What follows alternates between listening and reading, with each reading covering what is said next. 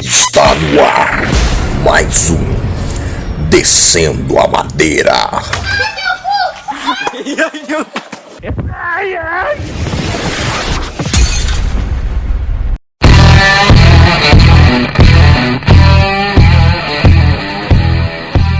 Salve galera, estamos aqui em mais uma edição do Descendo a Madeira. Hoje é 30 de novembro, estamos aqui mais especificamente aqui às 1h20 da tarde e vamos começar o programa, né? Vamos começar as pautas de hoje. A gente teve as eleições ontem, né? Teve a apuração, viu todo o showzinho, né, dos candidatos e tal, teve as comemorações deles e a gente vai abordar esses temas aí hoje, é um dos temas de hoje. Se apresenta aí, Fábio, vai lá. Eu sou o Fábio, demoniólogo, mais famoso do Brasil. A gente vai abordar aí as pautas. As pautas que a gente tem para abordar aqui são eleições do segundo turno, né, de São Paulo. Eu gostaria de falar um pouco também sobre o índice de rejeição, que foi um dos mais altos da história. Abstenção, né? Os índices de rejeição, que são os votos nulos e os votos em brancos também. E a abstenção também, né? Impressionante. E aí, os jornalistas eles fazem uns cálculos bem doidos, bem malucos lá deles, né? Que aí eles calculam por estado, um estado só, e calculam também pelo Brasil. E aí a gente já faz uma projeção de como poderia ser o resultado de umas eleições estaduais para governador e eleições federal para presidente, né? A gente aí vai abordar aí temas como tem algumas pautas aí para a gente abordar também sobre o discurso demagogo, né, do Dória lá no PSDB. E vamos lá. Vamos começar. Primeiro, para começar, eu queria fazer uma pergunta para você. Mano, responde sinceramente. O que você acha que aconteceu nessas eleições? A gente viu análise, né, de vários... Não, desculpa até te cortar. É porque a gente viu análises de diversos tipos, né? A gente viu análise da Jovem Pan, a gente viu análise, né, da Globo, da Rádio Bandeirantes, dos grandes, né, os grandes nomes da mídia. E, cara... algumas coisas eles acertam e outras não, né? A gente tem essa impressão. Fala aí, o que você achou, velho? O que aconteceu em São Paulo? Vamos falar de São Paulo primeiro. Bom, primeiro, para começar, a gente teve fraude, né? Isso é fato. Você acha mesmo, você acredita mesmo na fraude? Você não acha que o Barroso foi lá só nos Estados Unidos só para dar um passeio, só para ver? Claro que não. Isso daí é fato que teve fraude, né? Às vezes foi lá só pra pegar um PS5, pô, e voltar, pegar mais barato. Essas eleições aí é uma piada, né, mano? É uma piada. Como que acontece a fraude? A fraude ela acontece da seguinte maneira. Mas você viu que o Boulos ele não ganhou com aquela coisa. Tá. Primeiro ele não ganhou e você viu que os números não. Mas é isso. Não bateram com a pesquisa, né? Mas o Boulos é outra coisa que me preocupa. O PSOL também é outra coisa que me preocupa. E eu vou explicar por quê. Bom, primeiro, para começar, como que a fraude acontece?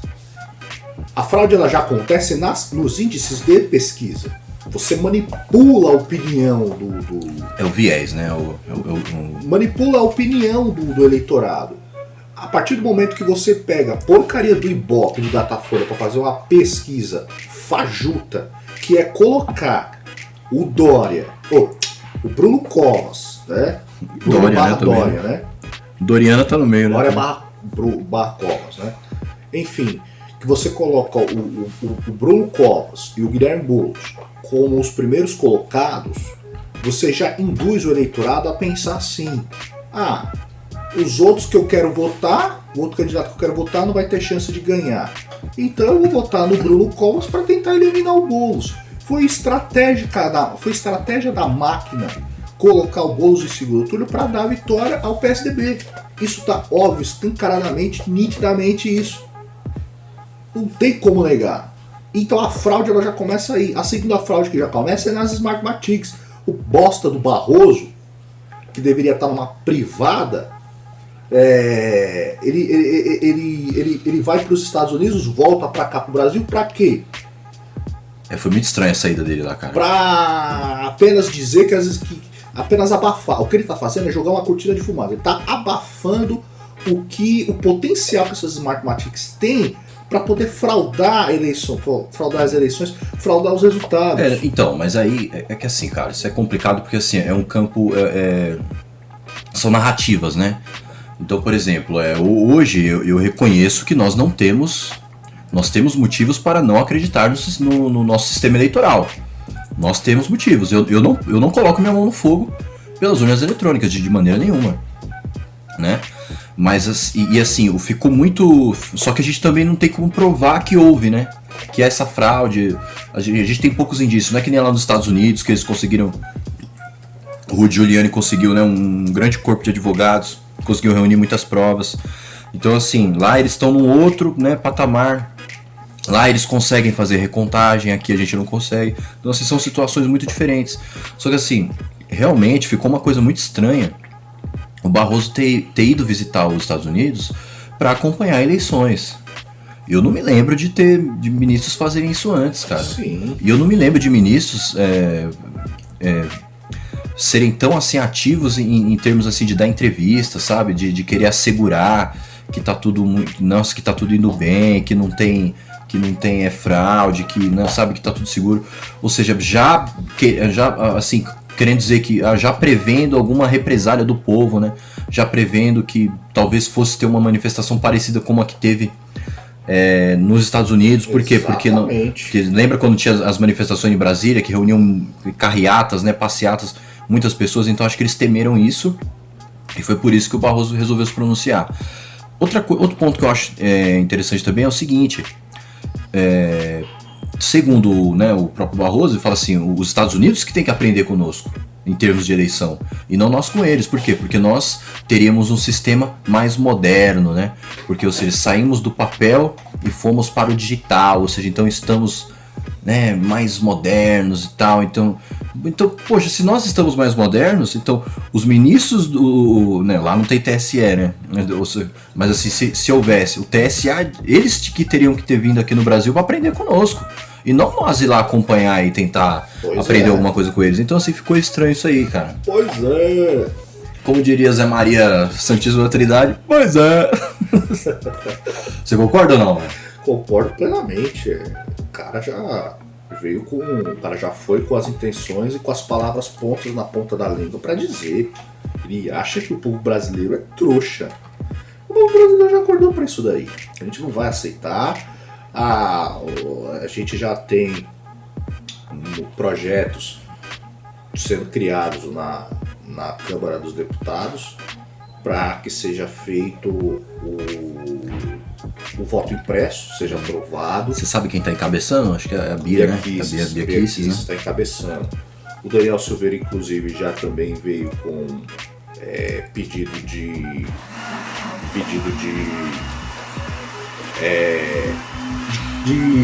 tipo anular, né, o Barroso.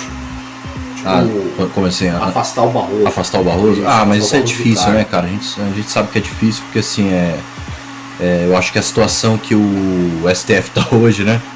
É assim, uma coisa que. Acho que acabou a vitamina lá. Tu tá batendo. Tô fazendo uma vitamina aqui no outro cômodo aqui, mas vai tá tranquilo. Então eu acho muito difícil isso acontecer, né? Afastamento. Eu acho que tá mais assim pro voto impresso. Acho que se houver um engajamento da população, né, a opinião popular se engajar nesse projeto aí do voto impresso, talvez saia assim. Até o Bolsonaro tá lutando para isso, né? Então, assim, tá bem... O Bolsonaro só pede, mas ele quase não pode fazer nada, né? Você acha que essa questão do voto impresso, ela tá além dos espectros de direita e esquerda ou não? Vamos só para fechar esse bloco aqui, que a gente já vai ter que fazer o breakzinho aqui. Que vai ter uma propaganda aqui do nosso anunciante, né, do nosso patrocinador. Você acha que essa questão do voto impresso está além de direita ou esquerda? Porque assim, a direita, se é que se pode chamar, né, uma direita no Brasil, que muita gente concorda que não tem ainda, que na verdade só tem uma esquerda, mas assim, você acha que a direita é uma bandeira de direita ou é uma bandeira de esquerda ou tá além disso? Eu acho que tá, assim, né, O voto impresso? Voto impresso, acho que tá além disso, O voto impresso é só o povo de direita, só o povo de direita tá clamar por voto impresso. Mas você não concorda assim que todos ganhariam? Ou seja, assim, é uma bandeira que tá além, né? Ao Tá acima. contrário, a esquerda perde. Não, a esquerda perde, a minha opinião hoje é assim, a esquerda perde porque ela faz uma oposição burra, ao meu ver. A esquerda hoje, ela faz uma oposição muito burra, cara. A nossa esquerda no Brasil hoje, ela é muito... Desculpa falar assim, mas é tá muito aquém, sabe, do que deve ser. E, assim, tudo bem que lá nos Estados Unidos também você vê os democratas mais radicais, né? Lá que é os liberals, né, que eles falam, né, que não tem nada a ver com liberais aqui no Brasil, meu, não tem nada a ver, né, não é assim, é sinônimos, mas assim, você vê que os mais radicais, você vê que tá muito pior do que nós, né, cara, eles têm uma esquerda bem pior lá, né, cara, você vê os movimentos que tem violência lá, eles são mais fortes e tal, né, mas assim, mas eu acho que, então, a esquerda hoje, talvez ela não queira o voto impresso, talvez numa tentativa de querer, né, que tenha fraude, não sei, né? Os interesses aí são meio que de esquerda e centro, né? Ao contrário. Que a gente vê, né? É ao contrário. Eles não querem o voto impresso justamente para não fazer fraude. Para ter a fraude, né? Para ter a fraude. Não, então, você já é Eu tenho outra visão. Só quem pede. A gente tem que concluir no seguinte aspecto. Quem pede o voto impresso é a direita. O voto impresso é a única forma de você ter uma votação transparente. Segurança, você pode né? ter Segurança do recontagem, você tem segurança do voto, você tem ali material concreto, visível em quem você votou e quem você pode recontar. Ponto. A esquerda não quer o voto impresso.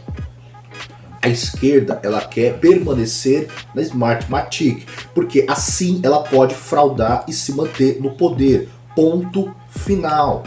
Não tem uma esquerda que quer transparência, a esquerda quer corrupção, a esquerda quer destruir o país, quer se manter no poder. Essa é a grande realidade. Descer a madeira. Realidade. Não existe. Existe o bom caratismo e o mau caratismo. Só isso. O bom caratismo é a direita, o mau caratismo é a esquerda. Mas você não acha que tem uma esquerda boa? Você não acha que tem... Não existe esquerda boa, porque existe uma esquerda burra, inocente, não sabe votar. Isso, aprendendo a votar agora. É isso que eu, e aí é isso onde que eu eu ia ia dizer. entrar no ponto do PSOL, Que aquela da pessoa... esquerda, que me faz... que me dá preocupação, que é o seguinte... Ascensão com os jovens. Toda aquela juventude que passou pelo ensino fundamental, ensino médio, está nas faculdades, saindo das faculdades, que nem se formando está, porque estão lá, vão ficar anos e anos e anos na faculdade lá só fumando maconha, né? Não é uma formação de qualidade, né? Às vezes. Essa galera agora que está começando a votar é que vai incorporar a esquerda no Brasil. Essa galera que vai incorporar a esquerda do Brasil... que é a renovação, né, da esquerda. São esses votos que o pessoal está começando a ganhar.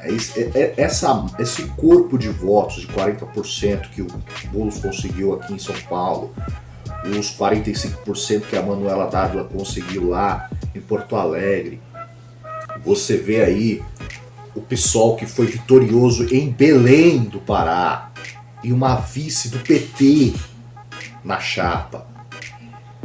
E eles foram eleitos lá com mais de 60% dos votos. Isso é corpo dos universitários que eles formaram a cabeça dos jovens. Mas ainda existe um reduto muito forte, né? Acho que assim, Nordeste, Norte ainda são assim... o socialismo conseguiu, né, eu espero que o Bolsonaro esteja curando e mudando a mente, né? Desse reduto aí do Nordeste que você citou. Só que acontece. Mas eu acho assim... Em visões de futuro... O Bolsonaro, ele não é a cura pra isso, né, cara? É uma questão de consciência, né? É uma cura também. Não, ele é um representante, né, do que pode vir a ser um tratamento. Consciência, cura, mas assim, seja o que for, é uma solução. Mas assim, mas o que eu quero dizer assim, não adianta você ter um presidente na República e você ter toda uma estrutura, um aparelhamento pra continuar doutrinando, entendeu? Né? E assim, colocando na cabeça das pessoas que não, o socialismo ele só tem coisas boas, ele não tem o lado ruim dele, e a pessoa não consegue ver não consegue sair dessas amarras, né? Esse que é o problema, eu acho que esse que é o problema. Se não conseguir conscientizar... Mas no o povo pobre nordestino não sabe nem o que é socialismo, mano. Estão aprendendo, todo brasileiro tá aprendendo isso agora. Tá se politizando mais, né, agora. Tá se politizando mais agora. O que é socialismo, sobre Mas galera, comunismo. Galera, a gente vai ter que fazer um breakzinho aqui, tá? O nosso patrocinador aqui.